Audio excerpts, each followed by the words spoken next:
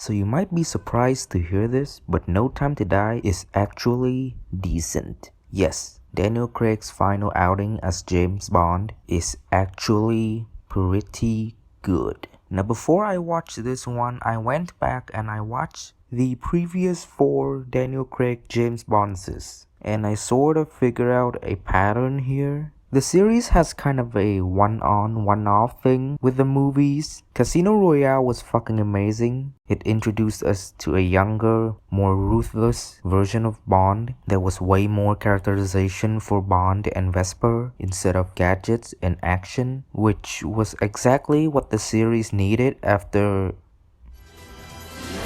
yeah, you know. And then Quantum of Solace was kind of dog shit. This is like one of the weakest Bond movies for me, but hey, I'll give them the benefit of the doubt considering they were operating under the writer's strike back then. I mean, it can't be worse than this piece of shit. And then Skyfall came out and it was fucking amazing. Skyfall is my favorite 007 movie, and that's saying a lot. The villain was really good, the writing was really good, and the action is next level. And then Spectre came out and it was fine, I guess. Spectre wasn't bad or anything, it was just so goddamn boring. Half the movie was just M battling C for like political power, and I don't really want that in my James Bond movie. So yeah, good, bad, good, a little bit bad. So No Time to Die should be good by default, right?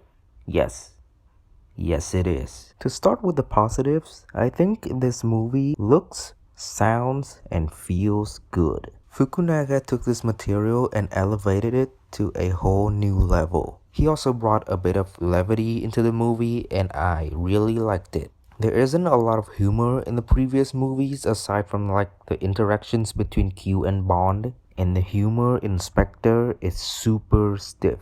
But this feels very fresh and enjoyable. The cinematography is incredible. Some of the most beautiful sequences in the film involved real stunts and really clever use of the environment. There was one action sequence that acts as the prologue, the one they showed in the trailers, and ooh, it's just so good. This movie is also pretty overwhelming at even almost 3 hours. Like, they jammed a lot of shit into this movie. In a worse movie like Rise of Skywalker, it sucks because the movie's boring and it doesn't make any sense. But I never found myself bored in this movie. It's a lot to take in at a very fast pace, and it doesn't feel like 3 hours at all. The last hour or so of this movie is among the best James Bond shit I've ever seen. Not only that, but the performances are all on point. All the actors did a really good job. Daniel Craig is fucking amazing as Bond, as always, and I'm really glad he got his chance to say goodbye to this role properly, because he is such a good Bond. I'm not really a fan of Léa Seydoux. I would say she's a decent actress, but that's about it. But my god, she slaps in this movie. I guess it really comes down to the writing and the directing. I feel like she did a way better job here than she did in Spectre. I have to say, Rami Malek is the best one for me. I mean, the guy is just playing like a weirdo, which is something that he does best, so it makes sense that he would be good in this movie. I was kind of worried that they were gonna introduce him way late into the story, because let's be honest, that's kind of a trend in these new movies. Blofeld showed up at like the last 45 minutes of Spectre, and then they blew his ass up, and then he showed up again at the end, and then they blew his ass up. But no, Rami Malek is in this movie for a good while, and I really liked it. And while some of the villain plot and his writing seems a little flimsy, he completely stole every scene. Rami Malek is just a good goddamn actor, okay? I was watching him with ferocity. Christoph Waltz is doing the Christoph Waltz thing, and it works for this movie because he's not around that much, and all the other guys are giving it their all too. Ray Fiennes,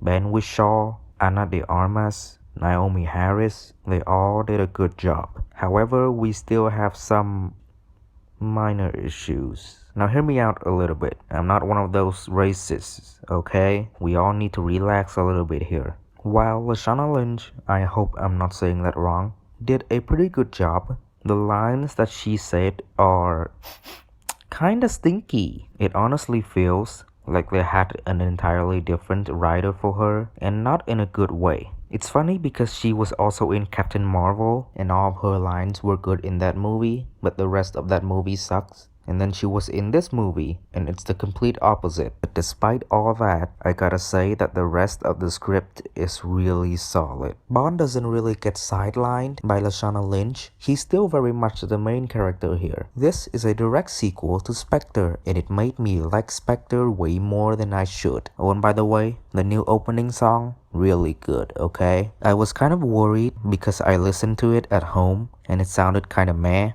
but it works perfectly in this movie's context. I don't know shit about music, so I'm just gonna say I liked it. Good job, Billy and Hans. So even though I had problems with this movie, I really liked it, and I liked it a fucking lot. And at the end, when they did the Daniel Craig send-off, I actually feel kind of emotional. I watched this guy for like my entire childhood, and now I have to say goodbye to him. So yeah, this movie is a good movie, and believe me, I was not expecting it to be this good. It feels really fucking weird to say this, but it's a good goddamn movie. It made me happy. Big laughs, insane stunts, funny, cool, and a fitting send-off. So I'm gonna give No Time to Die a pretty good score of 8.5 out of 10. This is my initial reaction score. I might change it later, I don't know. And I'm not gonna put an enjoyment score on this one. My enjoyment score is pretty much the same. So thank you, Daniel Craig. Thank you for everything you've done for this franchise. And for once, I cannot wait for the next installment.